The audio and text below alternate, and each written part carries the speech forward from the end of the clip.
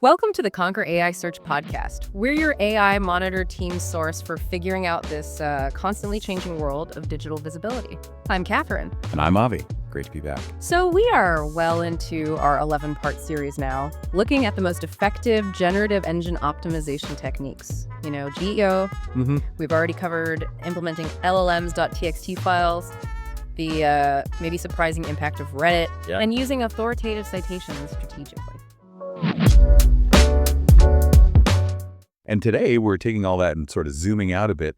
We're looking at how to evolve your entire traditional SEO playbook, your best practices for this new world of generative engine optimization. Or answer engine optimization, AEO, as some folks call it too. Yeah, exactly. And it's not about throwing out everything you learned about SEO. Not at all. It's more about adapting it, building on it for AI. Okay, but here's something that jumped out immediately, something maybe a bit counterintuitive.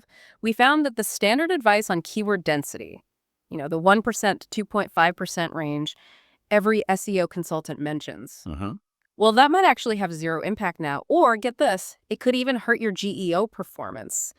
Can you tell us more about what the AI Monitor team found there? Yeah, this is really quite crucial. We ran hundreds of tests, literally hundreds of trials and errors here at AI Monitor. And what we consistently found is that right now, as of today, June 20th, 2025, a keyword density of 0.8% seems to hit the sweet spot. 0.8%. Yeah. That's specific. That's specific. It yields the best combined results for both traditional SEO and your GEO efforts. It's data-backed from all that testing.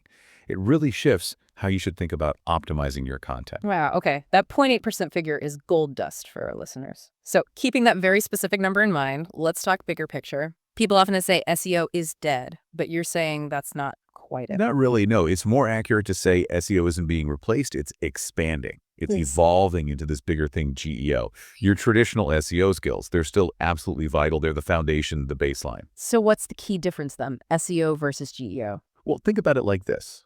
Traditional SEO is mostly about getting ranked in that list of blue links on Google, right? You want to be high up on that page. Sure. GEO, though, is optimizing for the AI to generate a comprehensive direct answer, like in Google's AI overviews or when you ask ChatGPT or Gemini a question. The goal is to be part of that synthesized answer, not just a link below it. And that shift has real consequences, doesn't it? We're seeing things like Google AI overviews, grab clicks that used to go to websites.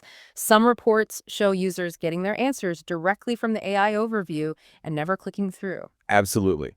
Click-through rates from traditional results can definitely take a hit. Yeah. But it's not always a simple replacement. We're seeing this interesting reverse causality, you could call it. Reverse causality, what do you mean? Well, someone might first encounter your brand or product in an AI-generated answer. Maybe it's mentioned in a list or as a recommendation.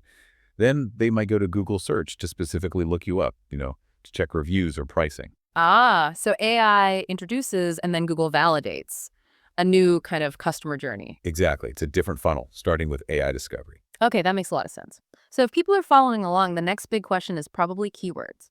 How does our keyword strategy need to change right now for AI? Right. The old way of just chasing high-volume head terms, those short, broad keywords, it's just not cutting it anymore. AI tools, they seem to really like long-tail keywords, conversational phrases, questions. Like how people actually talk. Pretty much. Think about Google's own data. They say 15% of all searches are queries they've never seen before. That tells you there's a massive appetite for niche-specific content. So what are the concrete steps? How do we adapt? Okay, first, go low. Don't automatically filter out keywords just because their monthly search volume looks low. You need to map out more terms, including those lower volume, more specific ones. More niche terms. Exactly. Second, be conversational. Tap into the actual questions people are asking. Look at Google's People Also Ask boxes. Use tools like Answer the Public. Check out forums like Reddit, which we've talked about before. Right, tying back to that previous deep dive. And it's not just the exact phrase they type, is it? Semantic search comes into play. Absolutely. You need to use variations. Optimize for semantic search, the underlying meaning, the intent behind the words. Use related phrases, synonyms. A really effective tactic here is creating helpful FAQ sections right within your content. Like an FAQ page. Or within blog posts. Within the content itself often works best. It lets you target multiple long-tail questions naturally. We saw Keels, for example, get something like over 550 AI overview rankings. partly because they structure their content well with FAQs. That's impressive. And again, remember that keyword density point we made, that 0.8%. That's a direct, actionable change to your keyword strategy, moving away from that old 1 to 2.5% advice. Got it. Precision matters. Okay, moving on. Content clarity and structure. This sounds fundamental for AI readability. How do we tackle this? Yeah, it's critical. AI models are built to pull out concise, structured information. So your content needs to be, well, easy for them to digest. That means clear descriptive headings, H1, H2, H3 is outlining the structure. Breaking things down. Exactly. Break up big walls of text, use short paragraphs, bullet points, numbered lists, make it snackable. It's also really good practice to put key takeaways right near the top. Like a summary up front. Sort of, yeah. Helps both users and AI grasp the main points quickly. And in terms of writing style, Yes. lean into natural language. Right, like you're answering a question someone actually asked. Use common question formats. Avoid super technical jargon unless your audience absolutely expects it. And featured snippets. Still relevant. Very much so. AI often pulls from featured snippet content, so optimizing for those with concise definitions and bullet points helps.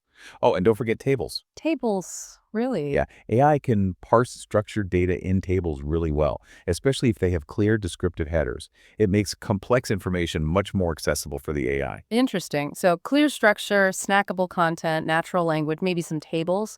But none of that matters if the AI can't even find or access the page, right? Let's talk technical SEO. Is it still the bedrock? Absolutely, maybe even more so now. Technical SEO determines if your content is even visible and interpretable by AI crawlers. Without a solid technical foundation, you're invisible. Okay, what are the non-negotiables? Well, HTTPS, secure connection. It's a ranking factor, plus essential for trust and privacy. That's table stakes. Then mobile optimization, huge. Google uses mobile-first indexing. Most searches are mobile. And AI often previews mobile layouts, you said. Right. So a bad mobile experience is a bad signal to AI. Then you've got to be fixing crawl errors. These block search engines and AI bots, check for them regularly, like monthly audits. Keeps the pathways clear. Exactly. And site speed, super important. AI prioritizes fast sites. Remember, something like 53% of mobile users bounce if a page takes more than 3 seconds to load. Speed matters. What about site structure itself? That falls under crawlability and indexation. A logical site architecture, good internal linking. It helps search engines and large language models, the LLMs, navigate your site efficiently. Okay, now, schema markup. This keeps coming up as increasingly important for AI. Tell us about that. Schema is massive. Yeah. It's like adding little labels to your content that explicitly tell search engines and AI what the content is about. Is it for product? An FAQ, a how-to guide, an article, a review, video, local business info. So it removes ambiguity for the AI. Precisely. It helps AI surface accurate info and really boost your chances for rich snippets and appearing correctly in AI answers. And one more technical point, JavaScript. Oh, yes. The bane of some crawlers. Still can be. Many AI crawlers, including GPTBot from OpenAI and ClaudeBot from Anthropic, don't execute JavaScript effectively or at all. So critical content needs to be in the raw HTML, server-rendered if possible, not hidden behind client-side JavaScript execution.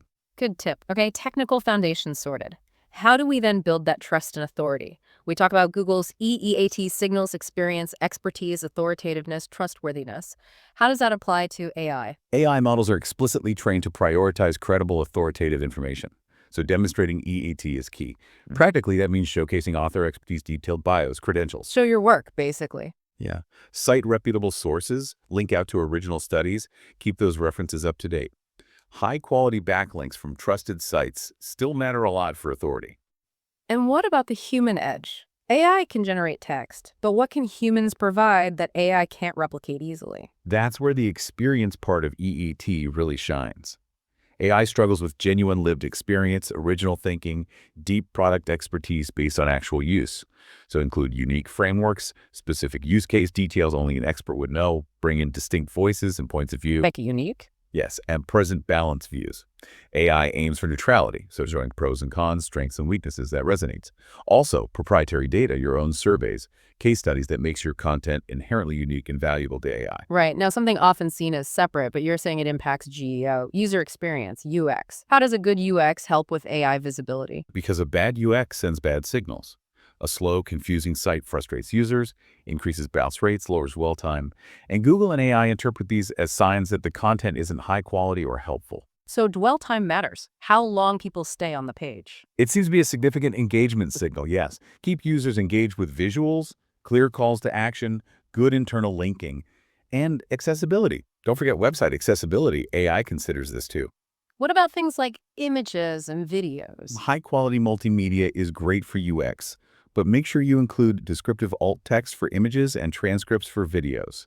This helps users and helps AI understand the content of that media. Okay, and keeping things current. Content freshness. So absolutely essential. AI-driven search relies heavily on timeliness for accuracy. Outdated information gets penalized. Keep content fresh.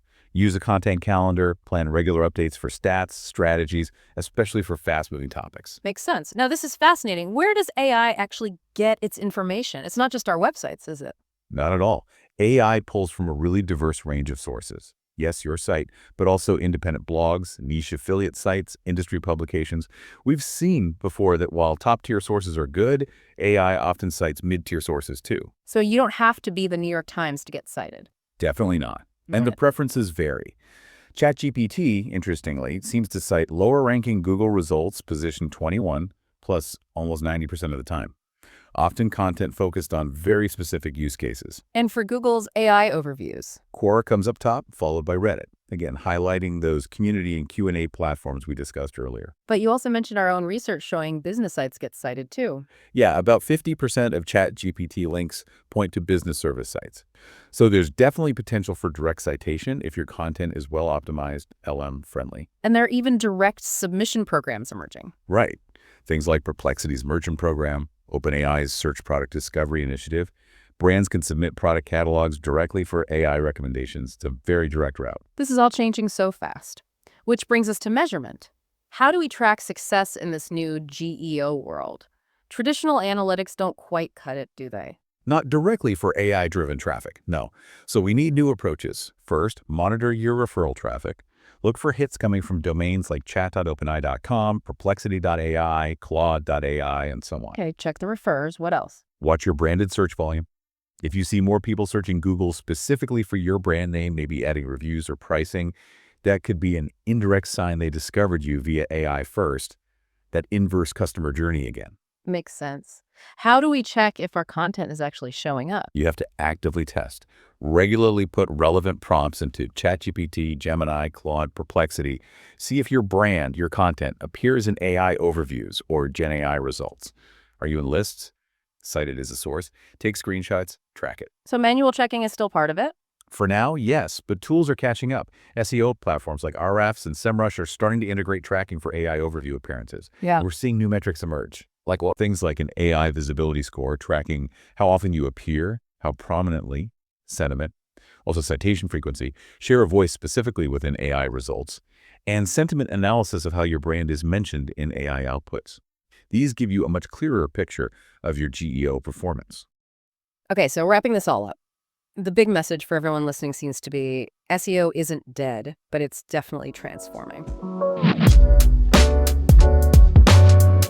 Well, that about wraps up today's Conquer AI search session. Quite a journey into how SEO is evolving. And remember, the big takeaway on keywords for top performance across both old and new search, our AI Monitor team's latest findings as of June 20, 2025, suggest aiming for that 0.8% density. Yeah, that's the number for now. And hey, if you found this useful, please do follow or subscribe wherever you listen. Spotify, Apple Podcasts, Audible, Amazon Music, maybe right here on YouTube. And if you got value out of this, maybe consider leaving us a rating or a review. It genuinely helps us reach more people like you. We'd really appreciate it. Absolutely. We'll see you next Saturday to talk about the 5th generative engine optimization technique. And just a thought to leave you with. In this AI-first world, your website isn't just content for people anymore. It's data for machines, too. The better you structure that data, the better you can shape how AI understands your brand.